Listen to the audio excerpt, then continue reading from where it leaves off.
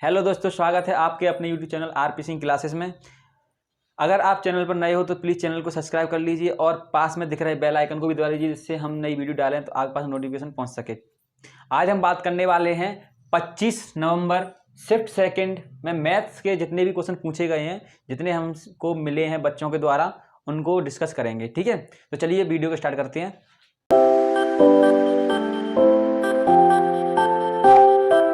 तो चलिए दोस्तों, आज के पेपर में एक क्वेश्चन मैथ का पूछा गया था कि 1000 में किस न्यूनतम पूर्णांक को जोड़ा जाए कि वह पूर्ण वर्ग बन जाए।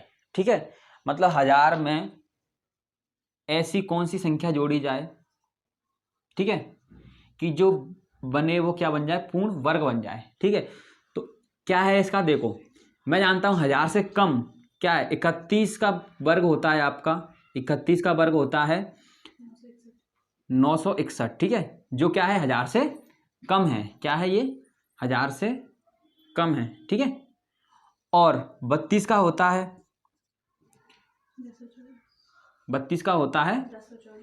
1024। ठीक है, जो क्या है इससे बड़ा है। ठीक है, तो कहीं ना कहीं जो 1000 है किसके बीच में आ रहा है, 961 और 1024 के बीच में आ रहा है। ठीक है, तो यही क्या है, पूर्ण वर्ग है। ये किसका है, 31 किसका है, ये 32 का पूर्ण वर्ग है। ठीक है, तो 1000 में कितने जोड़ने की जरूरत पड़ रही है, 24 जोड़ने की जरूरत पड़ रही है। ठीक है, तो आपका आ गया कितना, जो पूर्ण वर्ग है इसके बाद 1000 के बाद वो है आपकी 1024। ठीक है, तो यहाँ से x का मान आ जाएगा आपका 1024 में से क्या घटा दो, 1000 घटा दो। 1024 में से 1000 गए तो आपका x बराबर आ गया 24। ठीक है, तो 24 का आंसर था। चलिए तो नेक्स्ट क्वेश्चन पर चलते हैं। चलिए दोस्तों, क्वेश्चन नंबर 2 था आपका, कुछ आदमी एक काम को 12 दिनों में कर सकते हैं, उनके 2 गुना आदमी आधे काम को कितने समय में करेंगे। ठीक है, तो कुछ आदमी मैं मानता हूं कि x, ठीक है, मेल 12 दिन में कोई काम कर सकते हैं, कोई काम था आपका। ठीक है, अच्छा, लेकिन क्या बताया है कि डबल आदमी इसके 2 गुने, तो 2x कितने दिन में काम करेंगे, इसका आधा काम, आधा मानता हूं ये अगर आपका 2 काम था तो ये कितना था, 1। ठीक है, तो x से x गया, इससे ये गया 6 बार, इससे ये गया 3 बार। तो ठीक है, तो d बराबर कितना आ गया आपका, 3 दिन। ठीक है, तो यही आपका इसका आंसर था।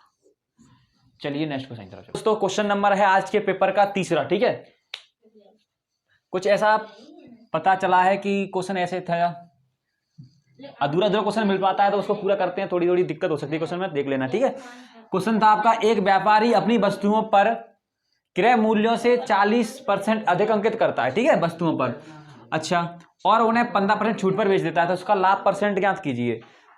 क्वेश्चन बट्टा से आपका डिस्काउंट से, जैसे मैं मानता हूं कि उसकी जो वस्तुएं थी 100 रुपए की थी। ठीक है, मैंने मान लिया कि जो वस्तुओं का सीपी था, सीपी वो था 100 रुपए। ठीक है, अब क्या करता है, उसका एमआरपी, मतलब उन पर क्या है, एमआरपी लिखता है, एमआरपी। ठीक है, वो लिखता है कितना, 40% अधिक, तो 100 का 40% कितना होगा, 140 अधिक, सॉरी 40% 40 ही होता है, लेकिन अधिक कितना हो जाएगा, 140 अंकित करता है। ठीक है, इस पर डिस्काउंट देता है, इस पर बट्टा देता है कितने का, 15% का, तो कितने बेचेगा, 85 में बेचेगा अपॉन 100। ठीक है, तो कितने में बेचेगा, तो आपका एसपी निकलेगा।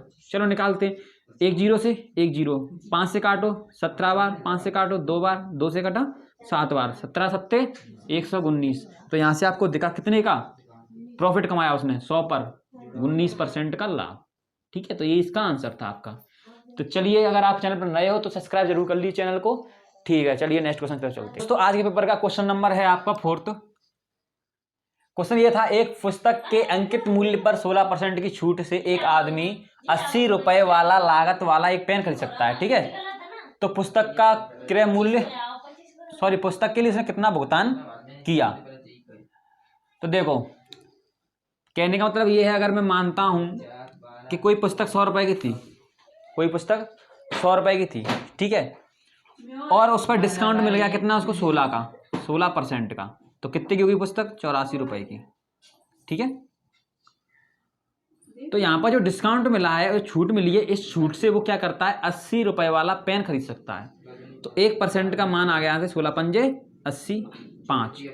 ठीक है, तो पुस्तक के लिए उसने कितना भुगतान किया, तो पुस्तक के लिए तो उसने कितना, 84 भुगतान किया, तो 84 बराबर कितना हो जाएगा, 4 पंजे 20, ठीक है, 2 कैरी आ गया, 8 पंज 40 है 2 42, ठीक है, कितना आ गया 420 रुपये उसने भुगतान किया होगा। और पुस्तक थी कितने की, पुस्तक थी आपकी 500 रुपये की, ठीक है। तो ये उसका क्या था, सीपी था, ये उसका एसपी था, ठीक है, और ये उसका डिस्काउंट था, क्या था, डिस्काउंट। तो चलिए अगले क्वेश्चन की तरफ चलते हैं दोस्तों। क्वेश्चन नंबर है आपका इस सीरीज का 5वां। कुछ ऐसे था, दो संख्याओं के बीच अनुपात 4-7 है, ठीक है, दो संख्या मानी मैंने ए और बी, ठीक है, इनके बीच अनुपात 4 और 7 है, ठीक है। यदि प्रत्येक में 4 की वृद्धि कर दी जाती है, ठीक है भाई, प्रत्येक में उन्होंने 4-4 की वृद्धि कर दी, ठीक है, 4-4 की वृद्धि कर दी, तो अनुपात कितना हो जाता है, 3-5 हो जाता है, ठीक है। तो देखो पहले ये देखो कि वृद्धि हो रही है तो बढ़ना चाहिए, यहाँ पर क्या है, घट रहा है, ठीक है। तो देखो अब दोनों में समान समान बड़ा है, तो यहाँ का अंतर और यहाँ का अंतर भी सेम होना चाहिए। देखते हैं यहाँ पर अंतर कितने का है, यहाँ पर अंतर 3 का है, तो यहाँ पर अंतर 2 का है, तो 2 का इंटू इससे करो, इसमें कर दो, और 2 का 3 का इसमें कर दो, तो नया रेशियो बना आपका 8 और 14 और 12 और 9 और 15, ठीक है। तो दिखने लगा यहाँ पर कितना बड़ा है, 1, लेकिन क्वेश्चन क्या बोल रहा है, 1 नहीं बढ़ता है, कितना बढ़ाते हैं, 1 यूनिट बराबर 4 बढ़ता है, ठीक है। तो उसने बोला है बड़ी संख्या क्या है, तो बड़ी संख्या क्या है, बड़ी संख्या तो आपकी ये है, ठीक है, तो क्या है, इंटू 4, 14 चौक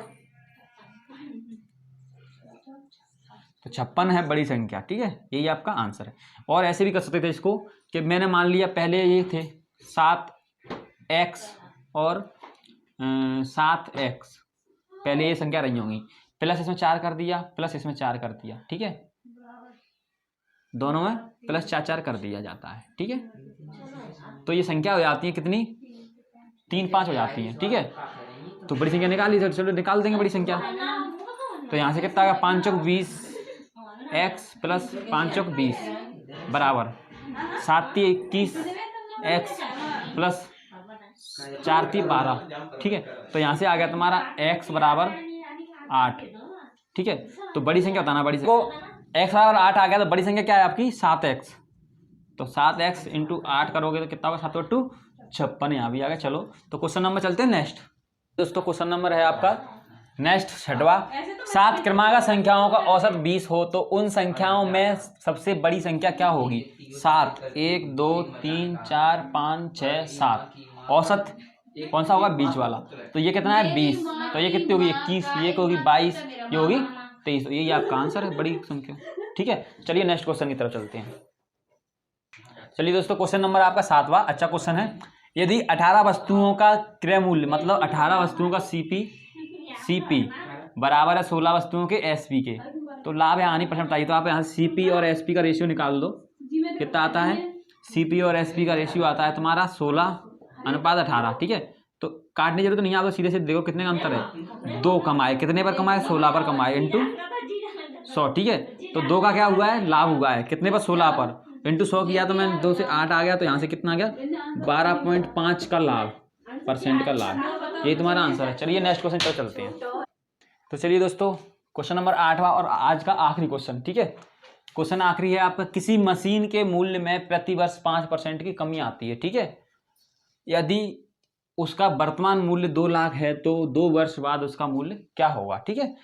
तो देखो मैंने देखा कि उसका जो वर्तमान मूल्य है वो 2 लाख है, क्या है 2 लाख, ठीक है। और प्रति वर्ष क्या होता है 5% की कमी आती है, तो फिर कितना हो जाएगा 95/100, 95/100, ठीक है। तो क्या रह जाएगा देखते हैं, 2 जीरो से 2 जीरो, 2 जीरो से 2 जीरो, ठीक है, रह गया 20 इंटू 95 इंटू 95, ठीक है। इनका इंटू कर लेते हैं पहले, ठीक है। तो 5 25, 45 47, ठीक है, 9 पंजे 45 की 5 कैरी 4, 9 9 81 4 85, तो यहाँ से आ गया 5, ठीक है।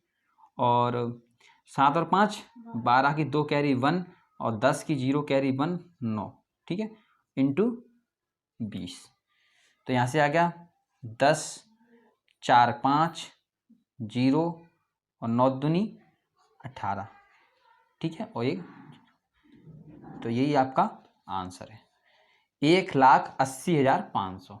ठीक है दोस्तों, तो आज के लिए इतना ही। ठीक है, अगली शिफ्ट के क्वेश्चंस लेके आ रहे हैं जल्द ही। चलो तब तक के लिए धन्यवाद।